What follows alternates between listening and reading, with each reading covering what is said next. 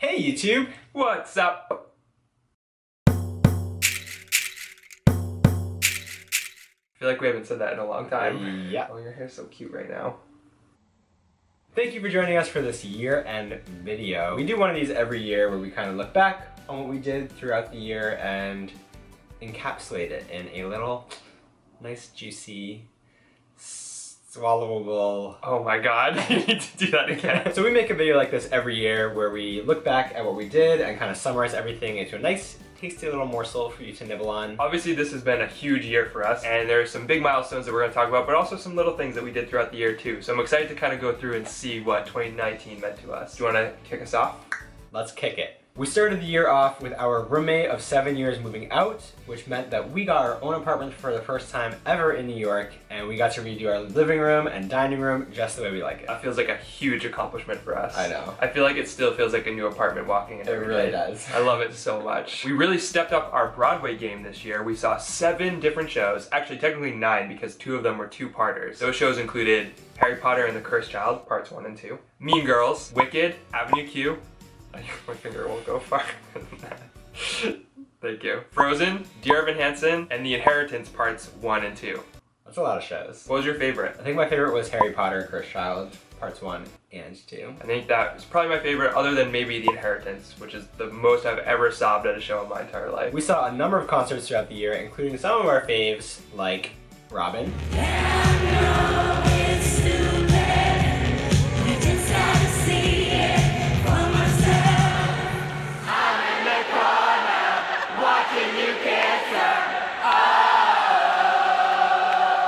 Hugh Jackman.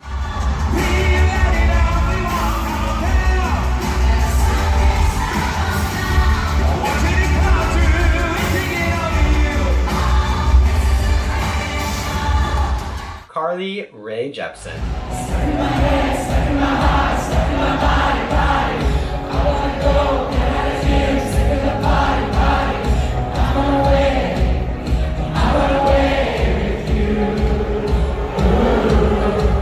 Muna.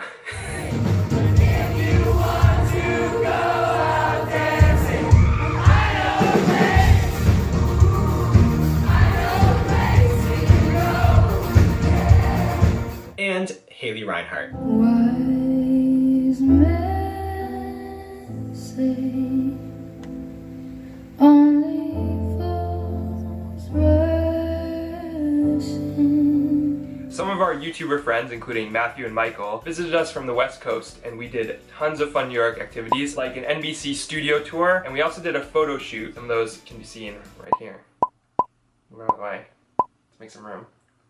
We're gorgeous. We flew to Italy, where we went to Morbegno, which is where all of my family is from, and we did a couple cool things there, including going to the tallest bridge in all of Europe, the Ponte del Cielo, and having fresh gelato from cows right in the valley of the mountains. That was, without a doubt, the best gelato I've ever tasted in my entire life. No hyperbole. What about this gelato? Oh, is that what we call that now?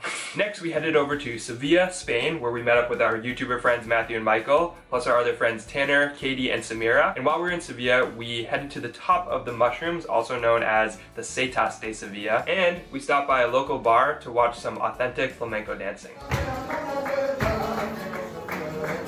Then we took a train to Madrid, where we devoured the gay neighborhood of Chueca, and saw one of the prettiest sunsets we've ever seen from the Parque de la Montaña. Our final stop on our Euro trip was Barcelona, where we visited the Olympic Stadium, one of my highlights, and we also went to the nude beach at Platja del Mar Bella. And it was Bella.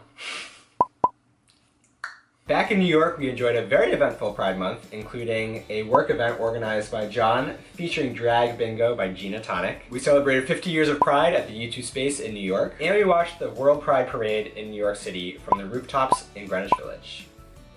I just want to kiss you. By midsummer, we started focusing on wedding planning, and one of the first things we did was our engagement photo shoot. You can see more of those photos right here. Let's make some more space for them, right over here. Gorgeous. Move over.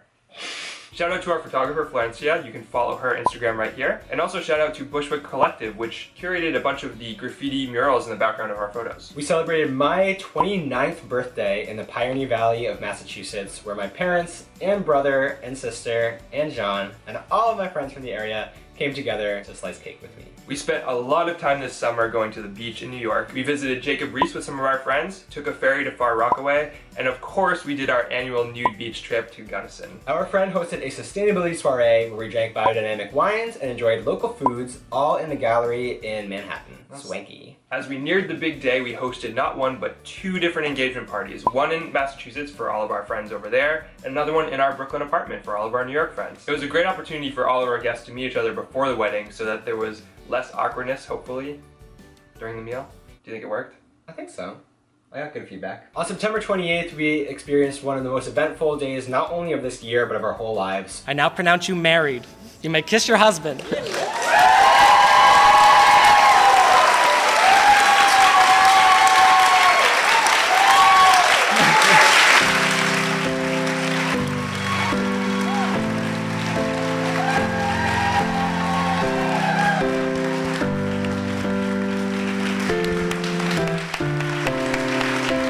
Part of that festive weekend, we had a rehearsal dinner at Union Pizza Works, one of our favorite restaurants in Bushwick. A flawless ceremony and reception at the Brooklyn Cider House. A zesty after party at Brooklyn Beer Garden. And we invited way too many people over to our apartment the next day to enjoy bagels and pastries and crammed everyone into our kitchen. The day after the wedding, we headed down south for our honeymoon road trip. Our first stop was Charlottesville, Virginia, where we visited Thomas Jefferson's plantation in Monticello, and we also had an encounter with a big-ass spider. Hi. What are you Googling? There's a really big spider in our room.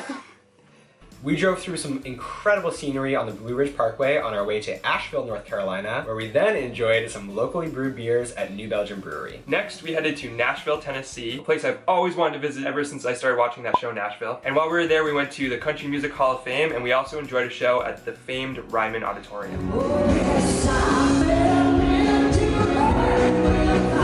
On our journey from Nashville to Atlanta, we stopped in Chattanooga, Tennessee to go underground into the caves and see the amazing Ruby Falls. Our next stop, another lifelong goal of mine, was Atlanta, Georgia. I've wanted to go there ever since 1996 Olympics. And while we were there, we visited the Coca-Cola Museum, the Museum for Civil Rights, and Martin Luther King Jr.'s childhood home. Next stop was Savannah, Georgia, where we popped into the Prohibition Museum and learned what America was like when no alcohol was allowed. And then we went to the amazing beaches in Tybee Island. Next, we headed to Charleston, South Carolina, where we took in an improv show and also took a harbor tour where we learned all about the history of the city. We drove along the coast in the Outer Banks of North Carolina and stopped by Kitty Hawk, where the Wright brothers experienced the first flight ever. Hey, Beep. Ready. Been waiting years for this.